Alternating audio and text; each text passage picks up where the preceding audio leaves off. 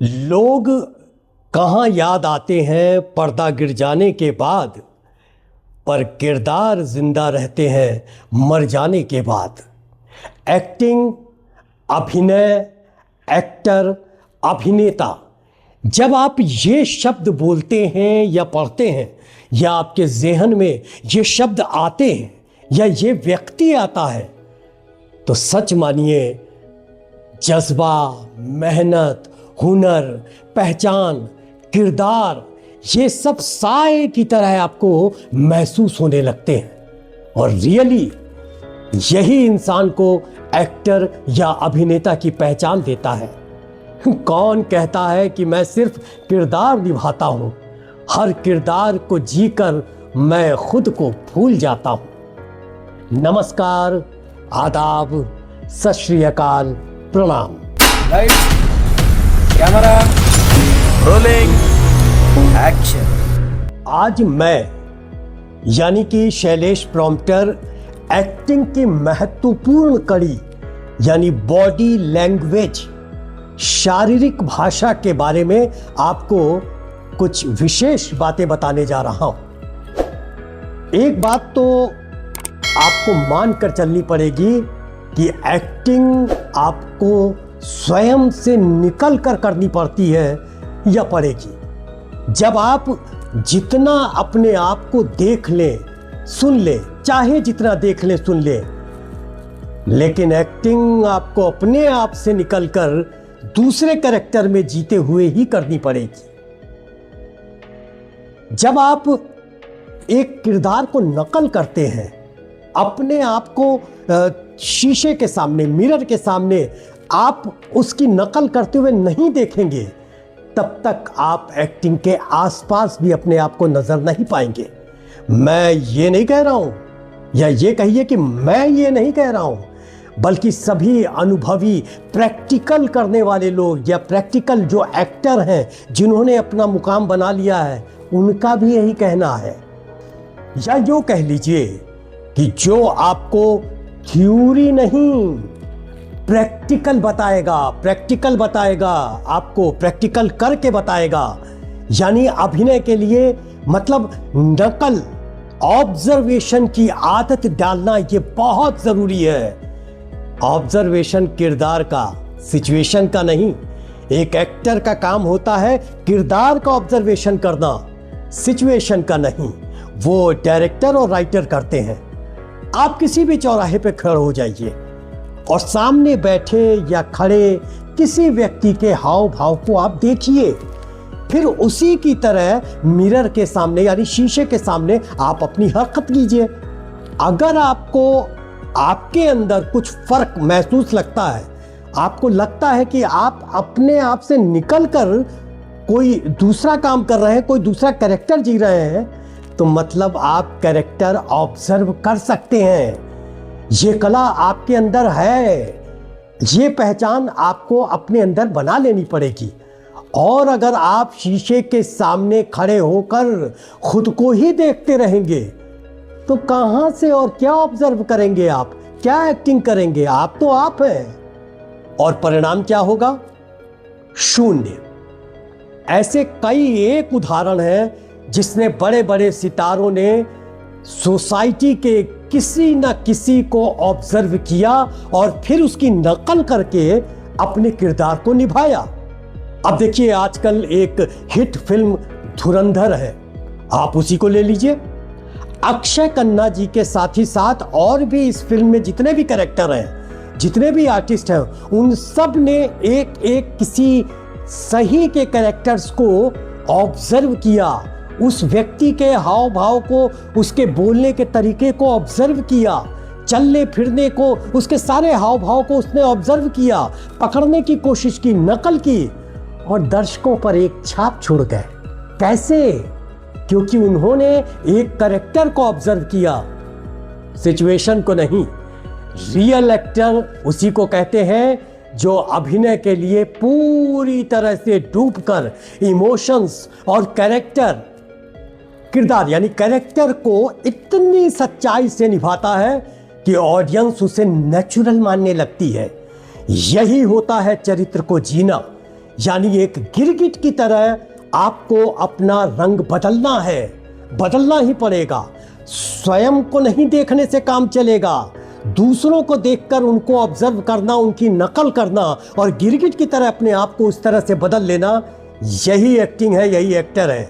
अगर आप अपने विभिन्न कैरेक्टर्स के लिए गिरगिट की तरह रंग नहीं बदल पाए तो मतलब आप अपनी पहचान नहीं छिपाएंगे, यानी आप अपनी पहचान नहीं छिपा पाएंगे। यानी शैलेश प्रॉम्प्टर की छाप को नहीं छिपा पाएगा, नहीं हटा पाएगा, यानी दूसरे कैरेक्टर में वो नहीं जी पाएगा और आप कैरेक्टर के नाम की बजाय अपने नाम से ही जाने जाते रहेंगे, जो कोई फायदा नहीं है।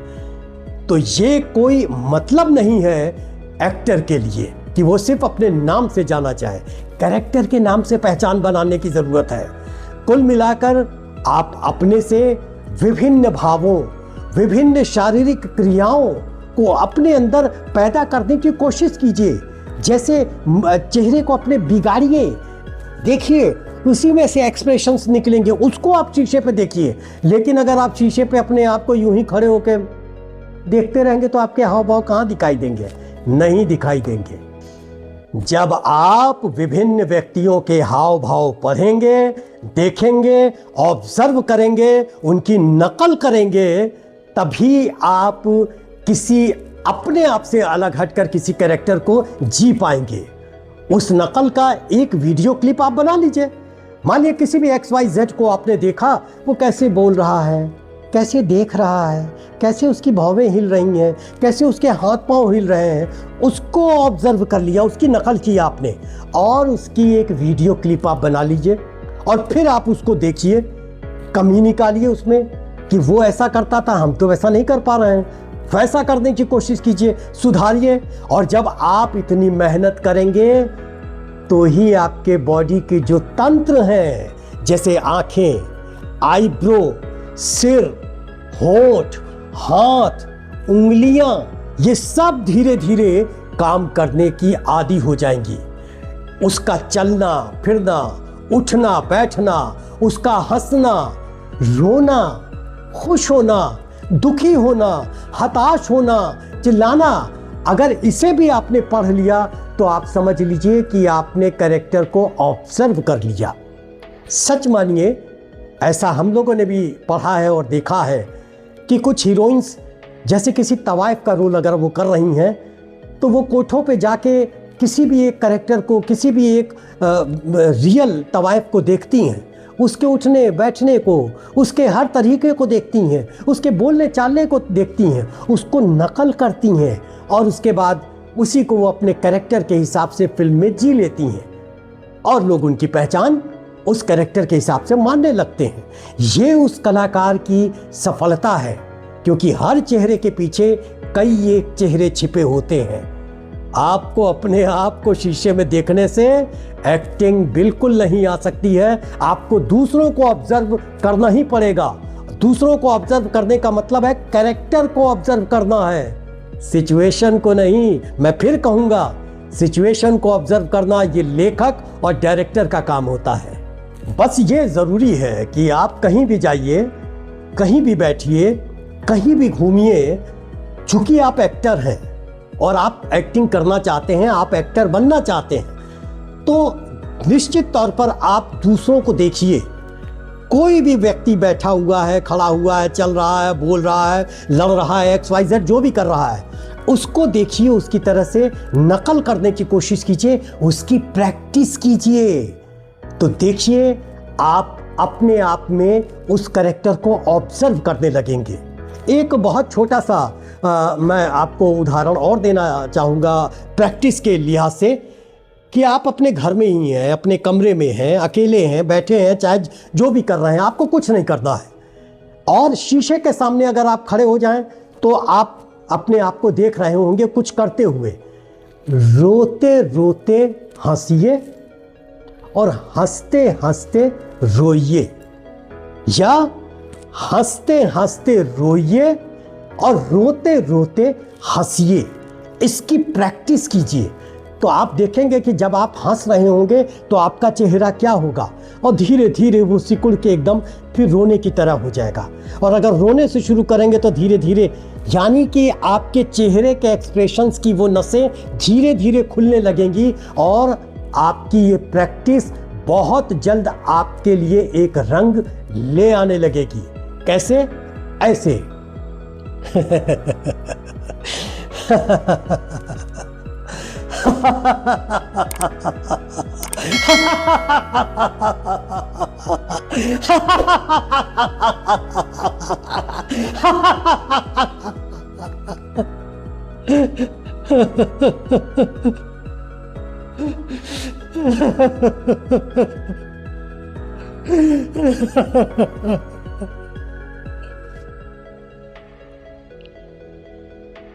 समझा आपने?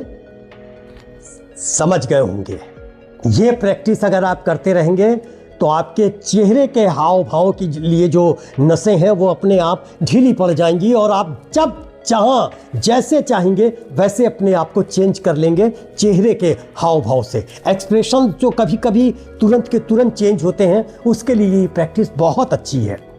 अब एक और महत्वपूर्ण बिंदु आपके दिमाग में बॉडी लैंग्वेज से संबंधित उभर सकता है, वो ये कि चेहरे के विभिन्न भाव कैसे और क्या बनाए जा सकते हैं। देखिए, इसके लिए मैं आपका ध्यान इंसानी भाव के 9 रसों की ओर दिलाना चाहूंगा।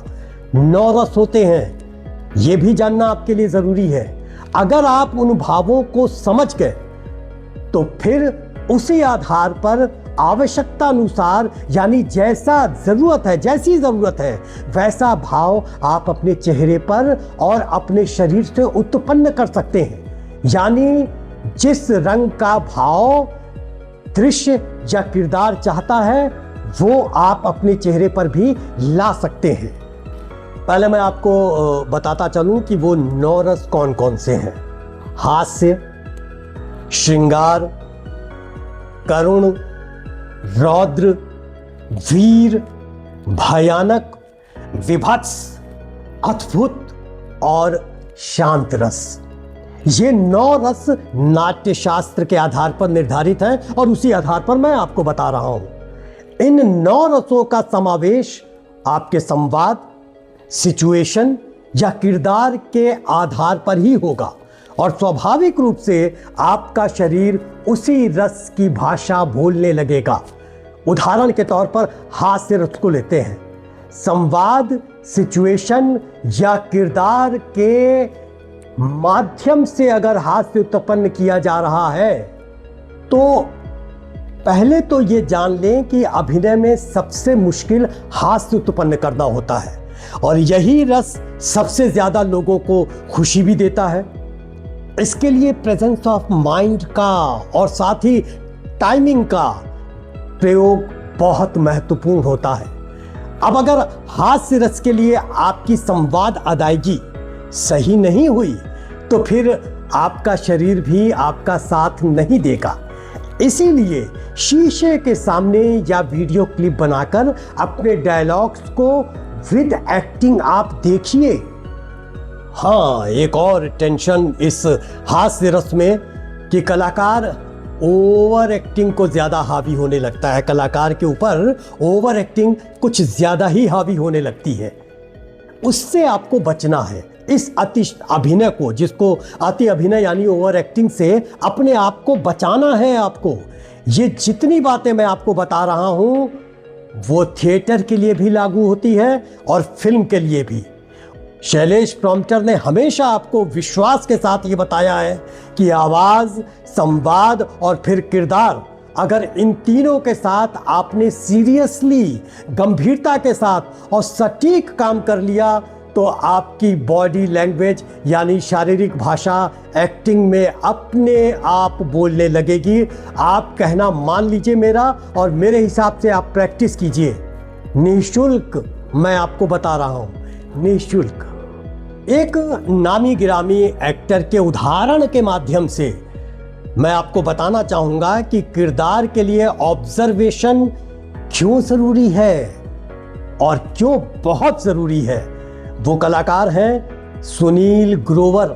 जी हाँ, एक कॉमेडी सीरियल में अक्सर वो अलग अलग कैरेक्टर्स में आपको दिखाई दे जाते होंगे, और वो भी ऐसे कैरेक्टर्स को वो ऑब्जर्व करते हैं जो रियली हमारे ऊपर छाप छोड़ चुके हैं, जिनको हम देखते रहते हैं, जिनको हम जानते रहते हैं।